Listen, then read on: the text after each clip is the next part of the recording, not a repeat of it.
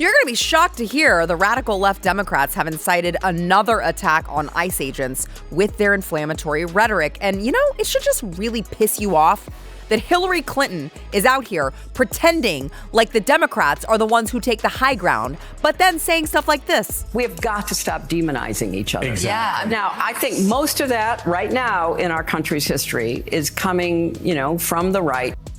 Oh, couldn't even make it through one sentence without demonizing us while saying that we have to stop demonizing people. Well, we have a message for the radical leftists today. If your political rhetoric encourages violence against our law enforcement, you can go straight to hell.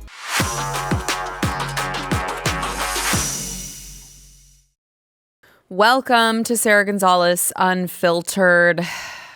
Well, I'm sure none of you will be shocked to hear there has been yet another case of violence carried out by some whack job leftist, this time here in my backyard in Dallas, Texas, at an ICE facility. So I want to kind of go over what we know as of the time of this taping. This was a sniper. He was on top of a building and he just started opening fire at the ICE facility early this morning. There were like 20 shots fired, and the building and an unmarked van transporting ICE detainees were hit. So they were in the middle of transporting these guys back and forth. There were two detainees that were killed. Another was injured. No ICE officers were killed. And then the gunman killed himself as well. So there was, of course, it first happens. And you've got two different sides arguing two different things. And they're like, but they shot the illegals. So what if it was a guy who was MAGA? Well, the thing is that MAGA doesn't seem to be the ones who are going around killing people. It's just always the other side. And now we know the rest of the story because FBI Director Kash Patel tweeted out, while the investigation is ongoing, an initial review of the evidence shows an ideological motive behind this attack. See photo below. One of the unspent shell casings recovered was engraved with the phrase anti-ICE. These despicable, politically motivated attacks against law enforcement are not a one-off. So looking at that anti-ICE, yeah. Now, it is like this guy whose name is Joshua John, I don't really know how to pronounce it. I don't really care. It is very strange, like anti-ICE. This is the new thing now, I guess. All of these leftists are like, I know, I'm just going to write what my cause is on the bullets that I'm going to use to go kill Republicans and ICE officers and Donald Trump and Charlie Kirk and everyone else who believes in limited government, I guess. It's like the new thing. Just have to write something on the bullet. I don't understand how this came to be. Maybe you could just have a conversation before you just start shooting people.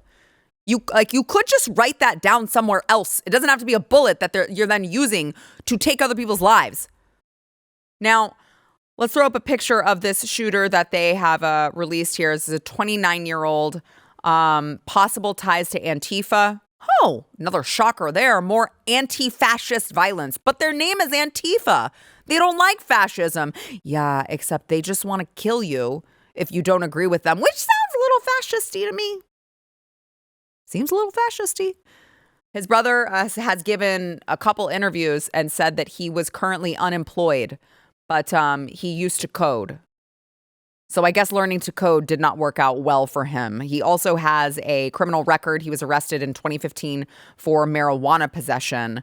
And there is one outlet who has looked into his background here in the state of Texas, found someone with the same name and the same birthday who voted in the Democrat primary in 2020. So I know that there have been some reports, which I don't trust the outlets that are like, oh, well, it turns out he was a registered independent. Not here. Not in Texas. They never said where they were alluding to. So I question why they would come out with that information and not give specifics. But here in the state of Texas, he voted in the Democrat primary. Just saying, why does it always happen? Why does it always happen like that? That's so crazy. Because in the past week, we've seen several instances, just in the past week, of radical leftists carrying out political attacks. I just talked about this on Monday. It's only Wednesday, and we have to talk about it again because it's still happening. Charlie. Then we talked about the shooting at a country club where, if you're reading the wrong news outlet, you would only read the shooter came and shot up the country club and started shouting some stuff. Well, it's just that some stuff was Free Palestine. Then you had the ABC station that was shot in a drive-by right after they announced that they were suspending Jimmy Kimmel. I mean, imagine someone passionate enough about shitty comedian that they would go and try to kill someone because like a shitty comedian got canned. Like that is wild to be driven by that much. I don't even think any of Jimmy Kimmel's loved ones have that much passion for him. So it is so crazy to be like, I'm going to go kill someone because this guy who nobody watches got suspended from ABC. But this is how crazy they are. This is how nuts they are. By the way, we'll get into Jimmy Kimmel later. I have some thoughts on that too. Then you've got a local Fox News van that was targeted with a bomb. This just all been in the I can't even. It's hard to keep track of all of these attacks and threats of violence on us, and they still have the nerve to say that we're the problem. It's crazy. This is like the biggest gaslighting operation that I have ever seen.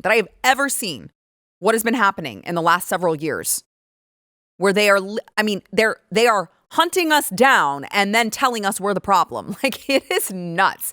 And so that it's so crazy and so bad and so pervasive because even fake news CNN has started to be like, oh, crap. So it turns out this Dallas ICE facility, those of you who are listening on podcast, I'm reading a CNN headline. Dallas ICE facility shooting is among at least 4 attacks or threats on ICE or Border Patrol locations in Texas this year.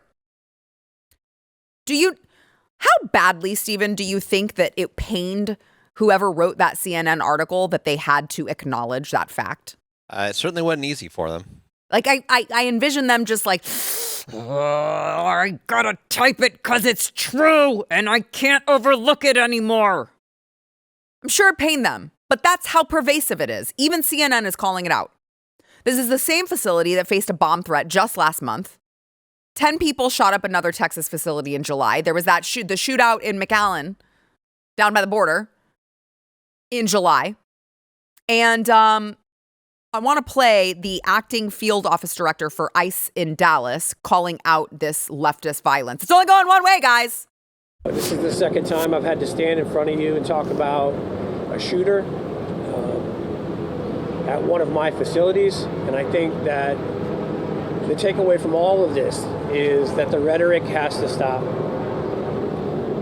There are people out there who are seeing what is being placed online, and they're coming and they're doing acts of violence against ICE employees. So that's kind of all I have for today, is that it's just got to stop. It's dangerous. And people are losing their lives. I mean, again, we are being gaslit to extreme levels because everyone is seeing with their own eyeballs. We're all seeing which direction this is going. And I agree, it does need to stop. But the problem is that the same very people who are whipping everyone up into this frenzy are the people who will turn around in the same breath. They want to say, let's bring down the temperature. But by the way, why are white Christian men so bad? Like, it is crazy to me. The very same people who are literally dehumanizing us so they can demonize us so that what comes next is justified are the people who you know what? Let's just play Hillary Clinton on MSNBC this morning. You'll notice something very interesting about what she says in one breath and then immediately goes to. We have got to stop demonizing each other. Exactly. Yeah. Now, I think most of that right now in our country's history is coming, from the right. What? She's like, we've got to start demonizing each other. But by the way, why is it everyone from the right who is who's causing all of this? Okay, well, let's look at I don't know, Exhibit A of Democrats demonizing ICE agents. The very same government entity that just got shot at today. Gavin Newsom, yeah, he just signed a law like 2 days ago to stop ICE agents from being able to wear masks, and then he mocked them while doing it. ICE, unmask. What are you afraid of? What are you afraid of? I don't know. I mean, I feel like they've been pretty clear. Tom Homan has been pretty clear when the topic of masks has come up. He's like, yeah, they're wearing masks for their protection because you guys are whipping everyone else into a frenzy and they have credible threats on their lives.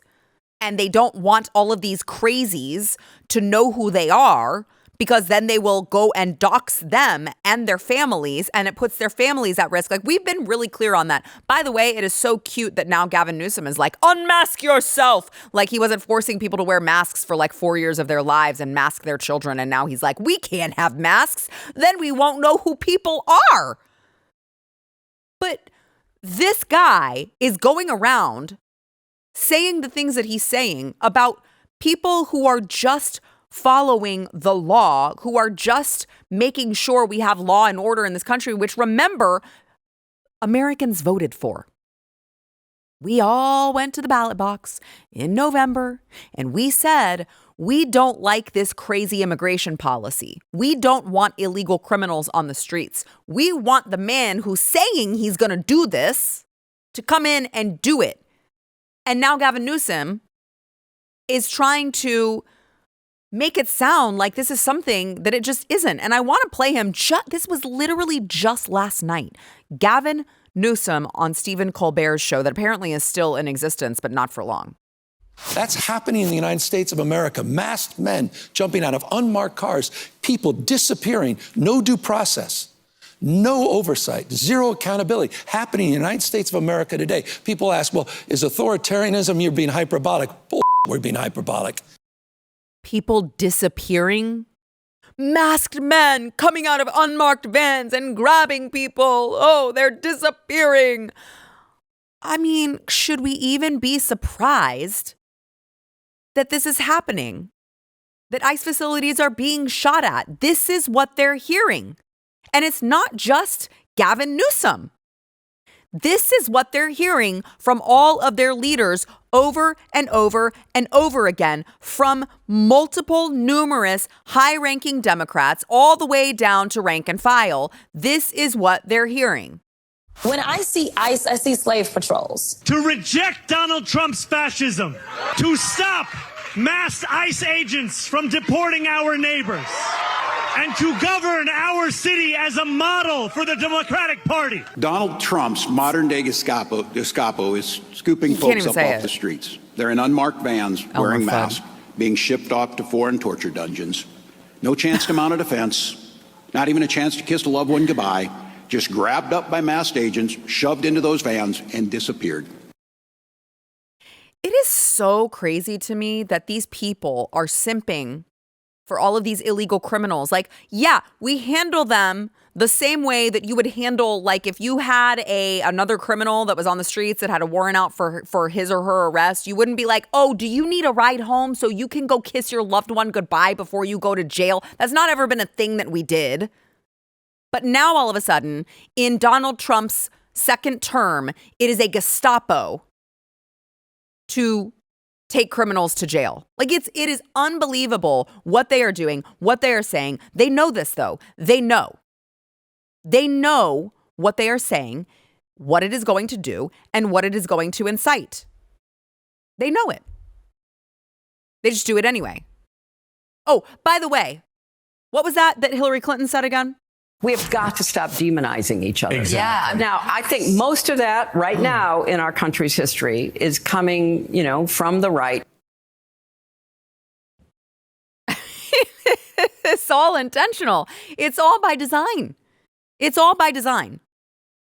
So I mean, listen, there need to be serious ramifications for these lawmakers who are going on and spewing this stuff. And I don't mean, by the way, I don't mean any sort of acts of violence, because that's not what we're about. That's not what we're about. And I will always be very clear on that. You know who else will be clear on that? Is Vice President J.D. Vance, who had something to say on all of these ICE attacks. You don't have to agree with my immigration policies. You don't have to agree with Donald Trump's immigration policies. But if your political rhetoric encourages violence against our law enforcement, you can go straight to hell, and you have no place in the political conversation of the United States of America. Amen. Amen. We should be very, very clear on this. This should not be a controversial thing to say. The left should not have to worry that they're going to lose their job or lose their friends or not get invited to Thanksgiving if they say, hey, guys, we should stop killing people. But that's what their party has become. That's what their party has become. Now the conversation is about Antifa. Guess what, guys? I know as much as Dan Goldman, Representative Dan Goldman, Democrat, who wants to say there's name one member of Antifa. Name one member of Antifa. Come on. Because Donald Trump is trying to say anyone who dissents is a domestic terrorist. Name one member of Antifa. I don't know, Dan. Go to the streets with me when I'm out there trying to root out all of this evilness that's happening in front of children in the name of the trans ideology. I've stood face to face with these guys. And you're trying to act like they don't exist? Of course they exist. We've seen them. We all know they exist. How about in 2019, whenever you had that Antifa member who tried to firebomb an ICE facility in Washington State? I mean, I could rattle off. I wish I had Andy No on the phone so I could rattle off with him all of the different ways that self-identified Antifa members have been wreaking havoc and violence on this country. Doesn't exist. Doesn't exist. They'd rather gaslight you instead. But you know what? That's why you watch this show. That's why you watch this show, because you're not going to be gaslit here. I'm seeing what you're seeing, and it needs to be called out. What do you think is going to happen if you constantly call President Trump Hitler? ICE agents are the Gestapo. We are all fascists. And Antifa's the good. Antifa's the good guys, I guess. This is dangerous. This is really, really, really dangerous stuff. And I really hope this administration is prepared to tackle it. All right, let's go ahead and take a quick break. And I want to bring in the panel and get the panel's reaction to this. First, I want to thank our sponsor, Birch Gold. So Birch Gold is there for those of you who, if you've never thought about diversifying, now would be the time to think about it, because maybe it's, whether it's a hedge against inflation, or maybe it's peace of mind during global instability, or you just say, I keep hearing that it's very sensible to diversify with gold and silver. It is, by the way. Go talk to my friends over at Birch Gold. They have a special deal going on right now through the end of the month, September 30th. If you're a first-time gold buyer, they're going to offer a rebate of up to $10,000 in free metals on qualifying purchases. So to claim that eligibility and start the process, all they're going to do, they're going to send you a free information kit. It's just going to give you information. There's no obligation, no reason not to do it. Text my name, Sarah, to 989898. That is my name, Sarah, S-A-R-A, to 989898.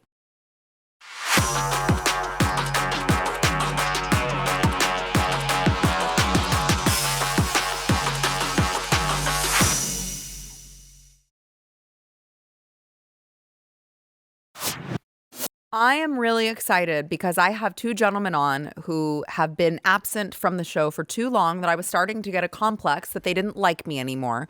But I am joined today by Steve Baker, Blaze Media's own investigative journalist, along with Jason Buttrill, who is a chief researcher of the Glenn Beck program. And I think Jason felt like he was going to be outsmarted because Steve has glasses. Yeah. So he was like, you know what?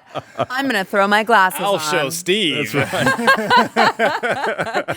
I'm glad that both of you guys are back. Yes, ma'am. It's been a while. I know. It's been too long. So I just went through all of the latest with the ICE facility being attacked here in Dallas. By the way, I guess the initial report was that there were two detainees that were killed. They have lowered that to one, which it's always really inconvenient when they kill you before you're actually dead. So, yeah, that does happen. Yeah, so there's one detainee that was killed, and then the gunman, of course, offed himself. But it's so striking to see. It's like, how much can all happen in the span of just a couple of weeks, and you still have the Democrats unwilling to just look in the mirror and say, maybe the problem is me. Maybe I shouldn't go on MSNBC and start talking about how Republicans are literally Hitler and fascists, and maybe Hillary Clinton. Maybe you shouldn't go on TV and say we shouldn't be demonizing each other. But by the way, how about those white conservative men? Boy, they are the worst, huh? And just as a refresher, I'm sure you guys saw it, but just in case you didn't, hear that one more time. We have got to stop demonizing each other. Exactly. Yeah. Now, I think most of that right now in our country's history is coming, from the right. Oh, oops. Well, this is what she won't admit to. And I use this opportunity every time this circumstance happens to either tweet out or post in some form. If Democrats will stop shooting Democrats, that the gun violence in this country drops by 90%. So true. And then I always say, prove me wrong. So true. Mm-hmm. Yep. It's no more complicated than that. Yep. It's so true. Missed Deplorable over here saying we have to stop demonizing people. I know. I know. I'm just like, you guys have spent you've made careers off of demonizing us with absolutely no proof or justification, and now you want to tell us about how we need to stop demonizing each other. That is so funny. Nazi, fascist, bigot. Yes. The full array of slurs that they've been throwing at us for the reason being is to amp up, piss off their base. And ultimately lead towards what they would love to have, I'm sure, is a full-on color revolution in the street, and to goad President Trump into something that would be what they could consider or classify as an overreach. Yeah. Guarantee you that's what's going on right now. You want to know what's going on right now? Just take a look at the country of South Korea. A perfect example of what they goaded that president into doing. South Korean president, I can't remember his name at the moment, Yoon or whatever who it was in 2024. He was considered the Asian or the Korean Donald Trump. Many of his policies were exactly the same. He was rolling back on, how they were, stifling free speech. He was against illegal immigration. All these things. Just like it was U.S. MAGA pretty much almost to a T. And they goaded him through these street movements, politicians, turning a blind eye and giving a wink, wink, nudge, nudge to the violence that was going on in the streets. So eventually he just said screw it and called martial law and said I gotta protect the federal government. I gotta protect what's going on here, so I'm not overrun by these massive progressives and leftists. And that's all they needed. Then the judiciary stepped in, deposed him. Now take a look at the government in South Korea. They are jailing pastors. Yep. Just happened. Saw that today. Jailing pastors. They're mimicking what's going on in the UK and the EU with their online hate speech laws. So they can crack down any dissent that they want. They're talking wealth tax. They're talking the most progressive radical left that they can think of. That's the direction they're going. But they just had what was considered the Korean Donald Trump in the presidency. That's what they are moving towards. And it is a global phenomenon, not a phenomenon, a global operation plan that they're doing. And enabling some of these people, like these crazy, Trantifa people, or all the people that are doing that we should be and starting to label as domestic terrorists in the country right now. They're just. Why can't you just come out and say what they're doing is wrong? Why can't you come out and say what they're doing is evil? Right. Why are you trying to direct it elsewhere? Exactly. Because you know what you're doing. Because you know. And that's the only plausible explanation. Yeah. At this point. And that's what I just said was like, this is the biggest gaslighting operation I can think of in my lifetime. It's just because it's lasted so long. Multiple years where they have been literally I just said it, dehumanizing us to demonize us, because if they demonize us, what comes next is justified in their minds. Right. And then, especially in the case of Charlie, it's like then they turn around and say, well, maybe if you shouldn't have had your opinion. Yeah. wouldn't have gotten killed. It's like, it's crazy. Like, actually, let me tell you how, even though you just got murdered, you were actually the problem. It's nuts. What's crazy is we're at the beginning of this. And they expect it. I guarantee they expect it to get worse because that's what they're moving towards is some kind of overreach that they can pounce on. But if you study, I've studied color revolutions backwards and forwards. The people that have literally written the books on color revolutions, they target 3% of a population. They don't need the majority of the population. Right. And if you look right now, what they have done actually and what they continue to do, like you were there on Sunday for Charlie's Memorial. It's amazing the awakening that's happening in this country. Yes. The majority of the people of this country are moving in the right direction, but they're targeting that 3%. So you think roughly 10 to 12 million people within the country, that's who they're targeting. Those are the crazies, the radicals. They're the ones that will put no-go zones and how to, you saw that about on Andy Ngo was posting that. Like that's a publication from Antifa, how they're saying this is how you basically lead an insurrection. Yep. They're not scared of this stuff. No. They're just posting it out there. Those are the people that are going to be empowered going forward. This is how frightening it is, though, because when they use all of these words, doesn't matter. Look, we already know they don't even know the definition of Nazi and fascist and that. But now, if you go to, for instance, my Facebook page, which is still, I've got thousands of my associates and friends and people that followed me from back in my music business days, and I'm watching what they're posting now. And even some of these are people that were from the Christian music industry that are posting, I am Antifa. What? Oh, absolutely. Because they don't even know what that means. No. I've already called them out on Facebook, but it is absolutely happening. It's happening upon people that I have spent weeks on tour buses with, have broke bread with them, have shared stages with them. I am Antifa because of Trump's initiative. They don't even know what it means. They know that the word or anti-fascist. That's all they know. Yeah. But they don't realize that the anti-fascists, the Antifas of today, are carrying a communist flag as their symbol that they've adopted because Antifa in Germany were communists. Yeah, well, you mentioned Germany, Steve, just to kind of drive the point home. This is what you're reading on social media. There's a tweet here. Dear American citizens, whatever you wish more German citizens would have done in 1933, do that now. Right. I mean, this is, and again, it's like, well, that could be a bot or that could be a whatever, but people are consuming this material. People are consuming that. People are consuming the Nazi and Hitler and Republicans are all bad. They're all fascists, all this. But I think that my larger question to you, Jason, just because you just boasted that you've studied all of this, so I'm going to quiz you on it now. Okay. Mentioning the term Antifa, was it always by design that they were going to call themselves the thing that they knew that they would become? Like the anti?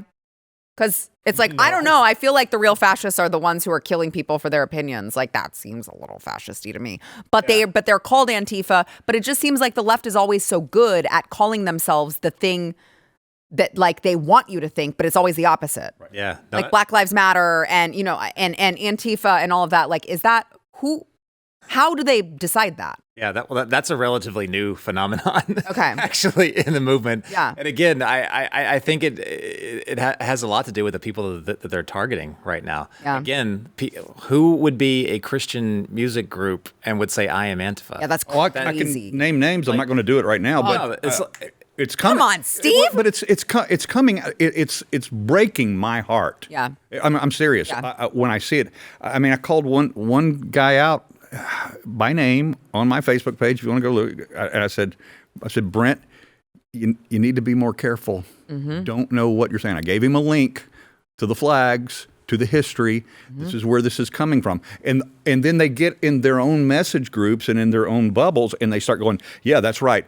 Eisenhower was Antifa, and they list off the American generals that were all Antifa. I stand with them. Gosh. No, they weren't. Oh my gosh. Antifa were communists, and they still are today. Right. So what you're saying is, Brent, is you don't quite understand. You're aligning yourself with an even more deadly philosophy, political philosophy, than the one that you claim to be against. Mm-hmm.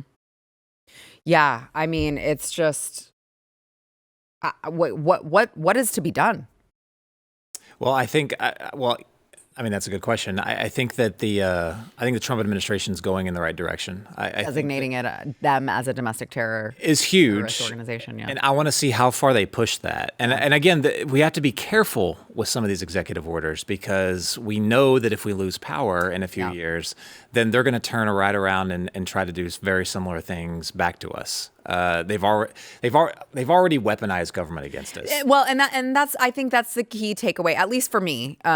If I could cut you off, well, I guess it's my show, so I can cut you off. Do whatever you want. Yeah. Is that I think that's the key takeaway. Is I hear a lot of people who are like, well, we have to be careful, and it's like they literally weaponized every single government agency against us for 4 years. Like.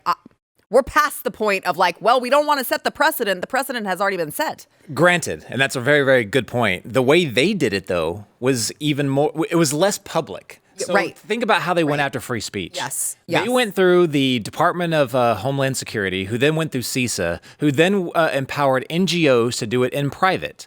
They had FBI agents get into chats with Twitter executives and then gave the hints of what they should be doing. And then all these other companies, they took the hint and went ahead and started doing it. Right. So it wasn't a direct executive order, or it wasn't like a law that was written. Had internal FBI memos. About Catholics or but parents. From the Twitter files, we learned that FBI and CIA had as many as 100 operatives officing out of the Twitter building in San Francisco. Gosh. I'd forgotten 100 that. of them. I'd forgotten and then we had Jen Psaki and her daily press conference. She says, she gets a question about disinformation and how you guys, yes, we just spoke to Facebook this morning. We're handling that, and we're telling, and she said it with her outside voice. She said, we're telling Facebook what accounts they need to, deal with. And consider that all of that done, over 100, is that what you said? Without an executive order, without a presidential, what do they call it? Research mandate or none of that. Right. Yeah. It was just in secret conversations in hallways, this is what we're going to do. Yeah. Right. So when you change that to actual laws or executive orders, that's when they have oh, okay, this is exactly what we wanted. You know what I mean? Right. Now we can use that in Bennett. That's laws all the time. Mm-hmm. Emergency declarations. Yeah. How many of those ever go away? Right. They never do, because they like the power. Yeah. We just when I say that, I say we have to be very careful with how we use it. But I think that's the correct direction to go in. For instance, you can't be a terror organization like Antifa is now and be so comfortable in what you're doing that you can just freely publish literature out there on how to assault and do violence against federal officers. Yeah. There has to be something holding you back and scaring you from doing that. Right. Going after the funders. How many different organizations out there are these dark, far left organizations like Tides Foundation, like Democracy Alliance? They're designed to have funds go into them and poof, go disappear, and you not know where the hell they went. Mm-hmm. Okay, I don't know how you even address that, but going after where some of this money is ending up, right? Let's just start there. Yeah. And then I think that's where we should be going. Yeah, no, I totally agree. All right, let's go ahead and take a quick break, and then we'll be. I want to talk about Jimmy Kimmel. I can't wait to talk about this. I bet he had the highest ratings for the first 20 minutes when he was delivering his sob story, and then it probably crashed because nobody actually cares. First, I want to thank our sponsor, Craftco. So Craftco has amazing bourbon. This is the easiest thing I'm going to tell you to do today if you really love bourbon and whiskey, which I do and my household does. Well, Stephen and I do. The kids don't drink it.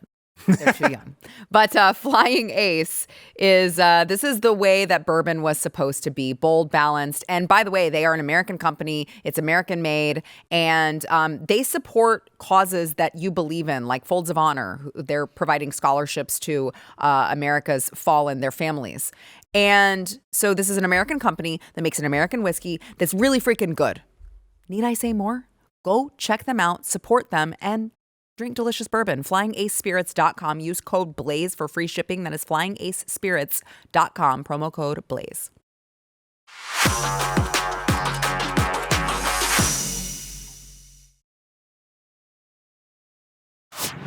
As I mentioned, Jimmy Kimmel made his unglorious return to TV last night, and he was such a little bitch. Watch. You understand that it was never my intention to make light of the murder of a young man. I don't think there's anything funny about it. I posted a message on Instagram on the day he was killed, sending love to his family and asking for compassion, and I meant it, and I still do. Nor was it my intention to blame any specific group for the actions of what it was obviously a deeply disturbed individual. Oh. That was really the opposite of the point I was trying to make. The opposite of the point that he was trying to make. That was the opposite of the point he was trying to make. Could we just go ahead and roll the tapes here? We hit some new lows over the weekend with the MAGA gang desperately trying to characterize this kid who murdered Charlie Kirk as anything other than one of them and doing everything they can to score political points from it. Oh, that doesn't sound like the opposite of your point at all, Jimmy. It sounds like incredibly the point. And then he went on last night to say this about the murderer.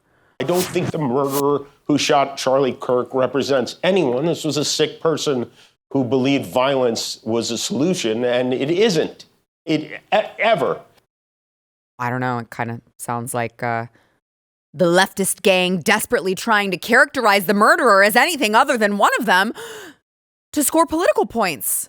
Huh. Isn't that interesting how that works out? Also, I love at the beginning when he said, it was never my intention to make light of an innocent man's murder. No, I actually agree with you there. You weren't trying to make light of it at all. You were trying to demonize us as the people who did it when that clearly was not the case. It wasn't a joke. That's the thing. Everyone kept saying, he's just a comedian. Like, where was the punchline? It wasn't a joke. It was a political comment that he made trying to characterize the murderer as one of us. It just was wrong. It was a lie. So to say like, oh, I wasn't trying to make light of it. He's just a comedian. It was never a joke. That was never the point. And by the way, for the record, he never said, I'm sorry. No, he never did. He never said, I'm sorry. I shouldn't have done it. I shouldn't have said, I'm sorry. I'm sorry to Erica. He never said, I'm sorry. That was a big non-apology. Right. Obviously, I did not watch it live. I watched it this morning. Yeah. Because I'd never watched his show or Colbert or any of the. I mean, since Carson left us, and approximately about the time that Letterman became a grumpy old man, then I stopped watching him. Mm-hmm. But after that, the late night format doesn't work anymore anyway. And why are they trying to salvage this? Right. Why are they trying to salvage he and Colbert? And the format is a dinosaur. He has hundreds of employees, by his own admission. Crazy. Hundreds of employees. How many writers do you have for your show versus his? And how many millions does he make versus your salary? Right. It's and look who outrates him by the millions when you get into the Rogans and the Tim Pools and that sort of thing. It's a waste of money for these networks, and besides that, one of the reasons why it was easy for these affiliate networks like Sinclair to drop them is they're having trouble selling local ad time for him anyway. Right. When you're ranked 750th of all TV shows, that's a pretty tough sell for your advertising agents. Well, that's why I was kind of surprised that ABC brought him back as quickly as they did, because you have to wonder there's something that happened behind the scenes that scared them on that side to do that, because if Colbert is getting canned at the end of the year because they can't make his numbers work, and he was ranked higher than Jimmy Kimmel, you would have to believe that ABC would be looking for an excuse to get rid of him, because if they're losing money on Colbert, they're definitely losing money, ABC is, on Jimmy Kimmel. Mm-hmm. I mean, I'm not a mathematician, but seems to me like those numbers wouldn't be working either. Yeah, so I think it was in August. He was averaging nightly in August was 120,000 viewers or something like that. I looked up just kind of like the graveyard of the past different late shows, and that is not only the danger zone, but that's well below what the threshold just for canceling a show. So they were probably, a lot of them were probably just waiting for him to screw up one last time so they could have an excuse to do it. Right. The problem is there's a lot more people involved in the People's Republic of California, and which dominates the entire TV and movie industry.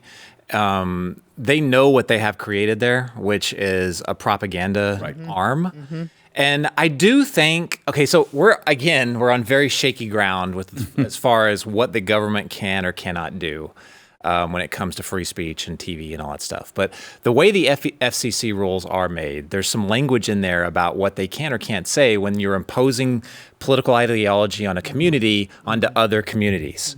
And that's exactly what they're doing. This is not a late night TV show. It's nationally broadcasted, so it's supposed to be for the entire United States. Yeah. But what they're doing is advocating for a small group of people that are within Los Angeles.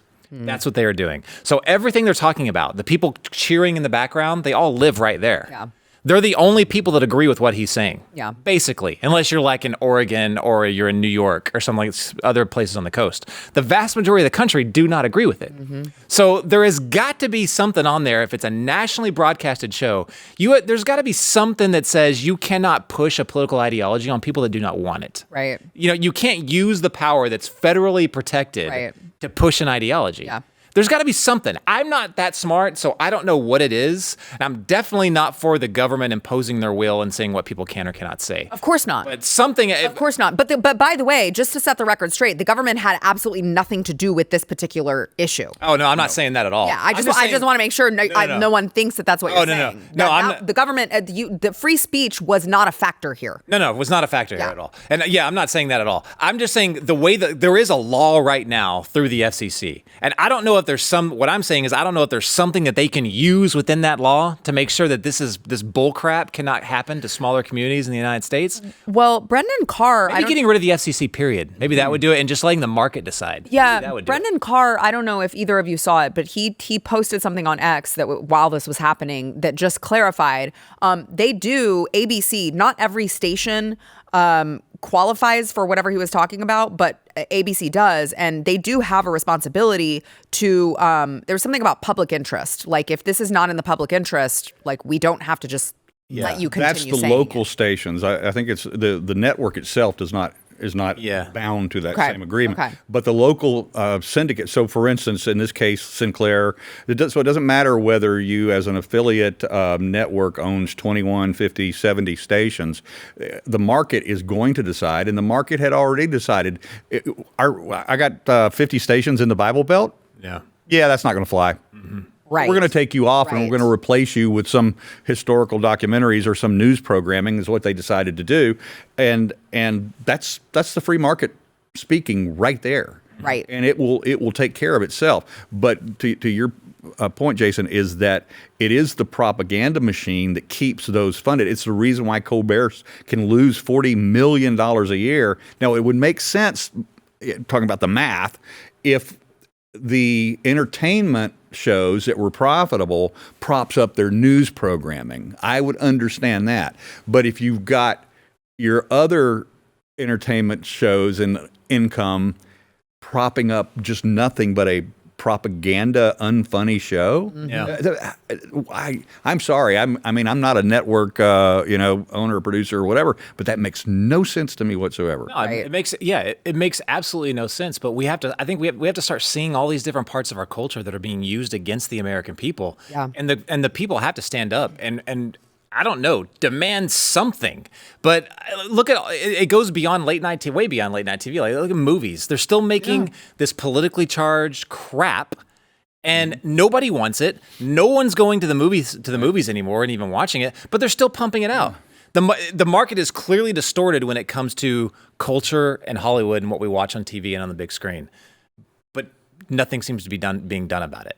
And again, I don't know what the solution is to that. I don't know what can be done on it. But are the NGOs making up the difference? I don't know. Has anybody ever pulled back that layer to look? Yeah, I know a guy who might be able to dig some digging. Bit. I mean that's actually a very good point because their money is not unlimited. Right. Yeah. Eventually it's going to run out. I do want to just state for the record, Jimmy Kimmel did say one very true thing last night. But I don't want to make this about me and I know this is what people say when they make things about them, but I really don't. This show is not important. We can agree. There, check Jimmy. true. This show is not important at all. All right, we got to take another quick break. We'll be right back.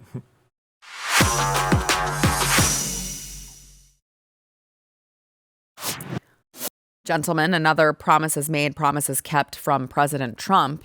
You know, he's been teasing that he intends to put up a mural of the Presidential Walk of Fame at the White House and replace Joe Biden's portrait with an Autopen. And, well, look at all these presidents. Wait for it. Yeah, okay. There's Clinton, there's Bush, there's Obama, there's DJT in first term. Okay. Oh, and there's the Autopen. Please tell me this is true. And 47. Oh, it's true. It's true. Oh. He did it. He actually did it. There is a picture of the Autopen signature at the White House. He is the greatest troll to ever exist. So good. You can hate him. I don't know how you can hate his trolling ability. I don't either. No. It is so respectable. Well, the greatest thing about this White House is that not only is he the greatest troll ever, but he has put in on all of these the White House social media, the DOD social media, like he has hired a bunch of people who understand that and are willing to go out there and post all the memes and stuff that they've been doing. I'm like, oh my God, this is the best thing I've ever seen in my life. It's been great. Like, just lean into it. They're going to call us all these names anyway. They're going to call you a racist. They're going to call you homophobic. They're going to call you a white supremacist. They're going to call you Nazi. They're going to call you a fascist. You might as well have a little fun with it. Right.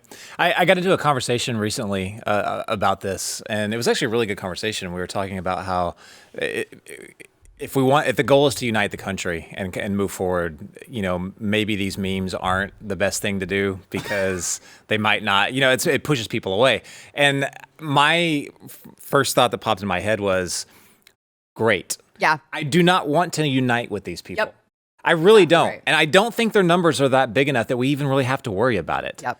At least from a political standpoint. Again, they're looking at 3% of a population that are the most radical, and those are the people that are going to be the most loud, but also the most scary going forward. Those are the people that we have to condemn with everything. And if we have to meme them out of existence, meme them out of existence. Exactly. I don't want to have anything to do with them. Yeah, I mean, honestly, like mockery is a great social tool.